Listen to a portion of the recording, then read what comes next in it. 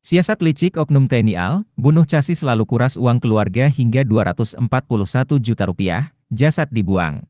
Siasat licik oknum anggota TNI AL yang bertugas di Pomal Lanal Nias nekat membunuh calon siswa Bintara TNI AL, lalu menipu keluarga korban hingga berhasil menguras uang mencapai Rp241 juta.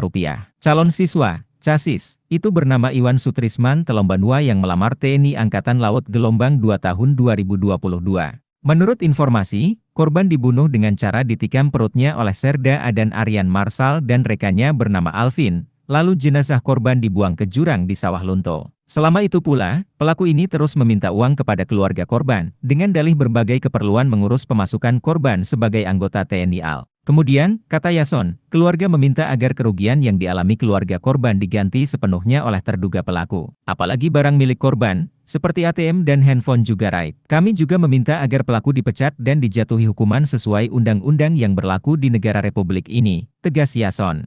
Keluarga korban juga berharap, pelaku lainnya bernama Alvin yang kabarnya sudah ditangkap harus juga dijatuhi hukuman seberat-beratnya.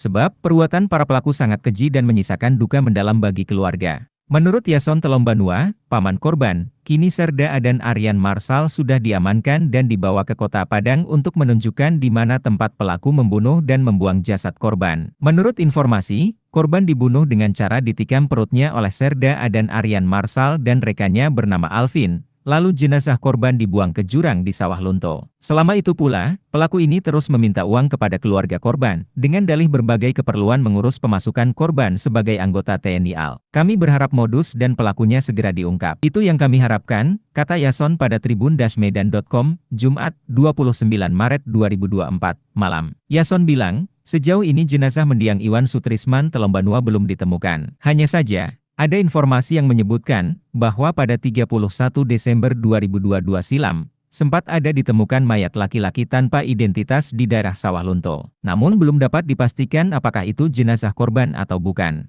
Kami meminta kepada TNI AL, jika jenazah korban sudah ditemukan, keluarga sendiri yang harus membawa jenazahnya, kata Yason. Ia berharap jenazah korban bisa secepatnya ditemukan, untuk bisa dimakamkan secara layak di kampung halamannya di Nias Selatan. Kemudian, kata Yason, keluarga meminta agar kerugian yang dialami keluarga korban diganti sepenuhnya oleh terduga pelaku. Apalagi barang milik korban, seperti ATM dan handphone juga raib. Kami juga meminta agar pelaku dipecat dan dijatuhi hukuman sesuai undang-undang yang berlaku di negara Republik ini, tegas Yason. Keluarga korban juga berharap, pelaku lainnya bernama Alvin yang kabarnya sudah ditangkap harus juga dijatuhi hukuman seberat-beratnya. Sebab, perbuatan para pelaku sangat keji dan menyisakan duka mendalam bagi keluarga.